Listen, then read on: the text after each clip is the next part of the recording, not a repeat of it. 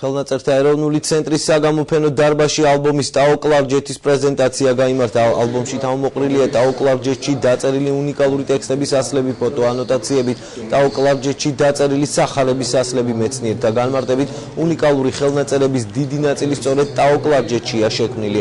ახლად გამოცემული კატალოგი განკუთვნილია როგორც ფართო საზოგადოებისთვის, ასევე სამეცნიერო საქმიანობის ხელშესაწყობად.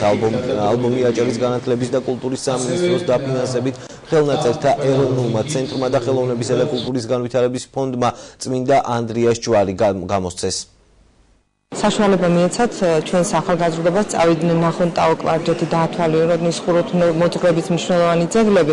იქ არ არის საშუალება იმის ნახვისა, რომ რა კეთდებოდა იქ ეს მნიშვნელოვანი ჩვენი ხელნაწერები, რა იქმნებოდა განათლების მხრივ. აი ეს ხელნაწერთა ცენტრშია დაცული და აი ამათი ფოტოებია აქ მოთავსებული.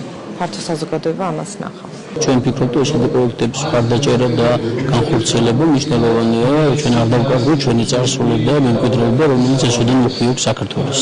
ეს რეგიონი გამორჩეული არის აქ შექმნილი ხელნაწერების დონით და ხარისხით და სიძველით.